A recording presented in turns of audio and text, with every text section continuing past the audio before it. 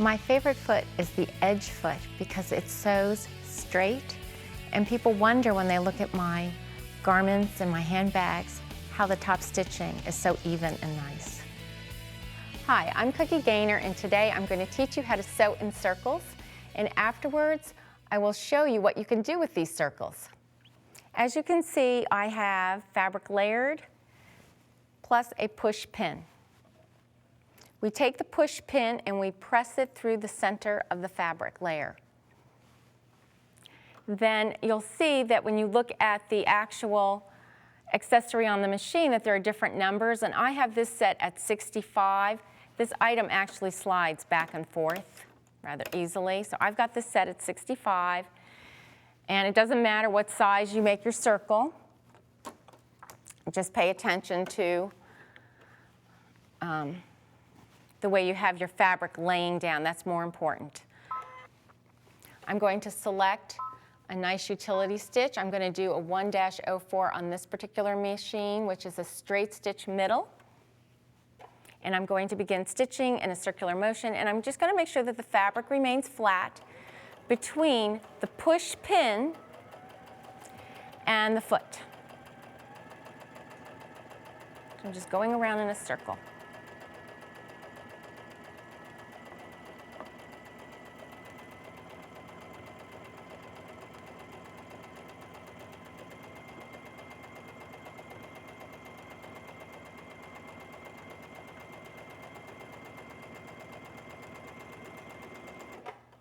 And then I will take my scissors and remove the excess fabric. And I'm just holding these scissors right up close to the stitching. And because I have that little pivot pin in there, it's very easy. It goes rather quick.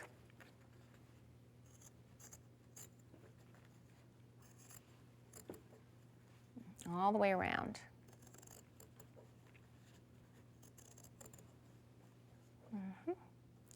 One more, almost there.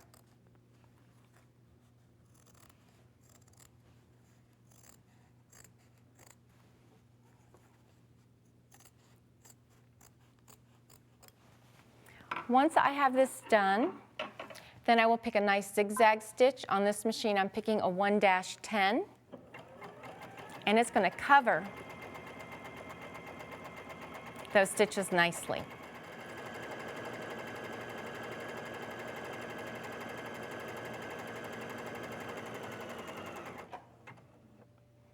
And I'll just hit the scissors on this and lift the foot up. And this works really well. You can just slide this over and create an inner circle. Pick your straight stitch and just repeat the process.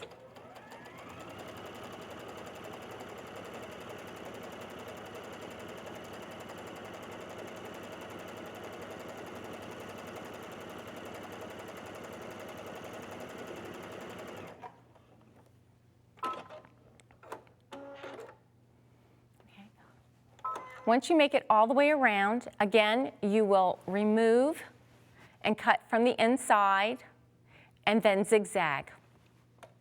You will end up with a nice circle applique. Now I want to show you another little trick I like to use. It's by using the cording feet for my decorative edges. So I've already have this circle already cut for you, and I've already straight stitched, but now I'm going to go ahead and demonstrate how to use the three hole cording foot. So that's right here. And I'm going to put that on the machine.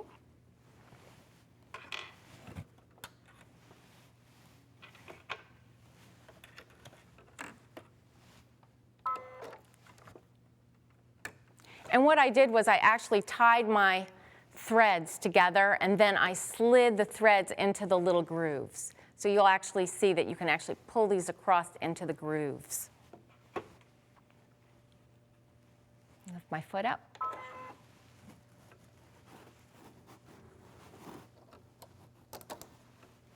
All right. This is one of my favorite feet because it gives you such an unusual look when you're done. I'm going to slide it back over to the outside edge where I was. And remember I told you the number before? So I'm in here and I'm looking and making sure that indeed I'm right where I need to be. I can even do a test preview. And the way I test preview is just simply by looking at the foot and watching it as I spin it. So that helps.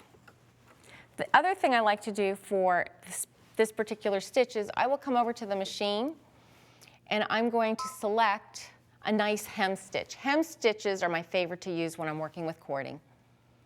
I will come in here and select this hem stitch, lower the foot, and again begin stitching.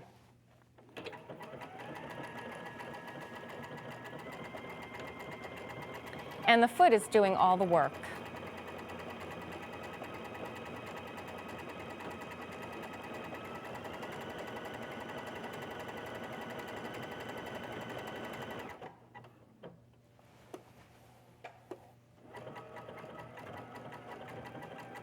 I want to get enough on here so that you can see it.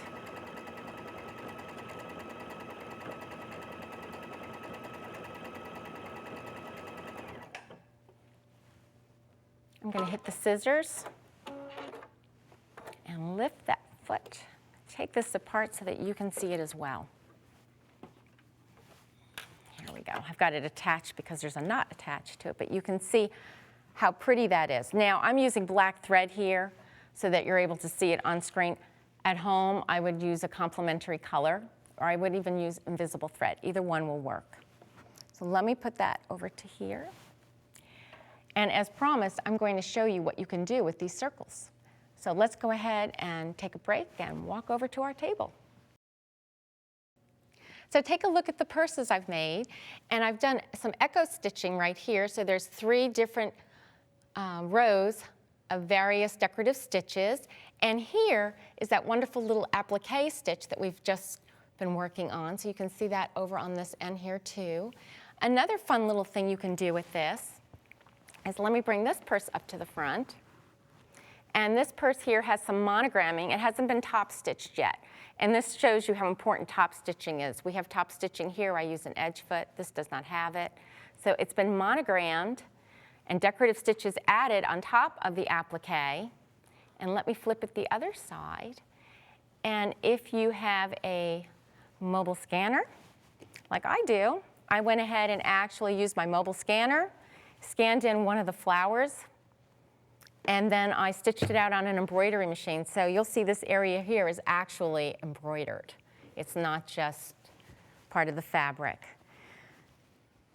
The rest of the directions are actually on the website when you go to download, and it includes your pattern, which you will set up accordingly.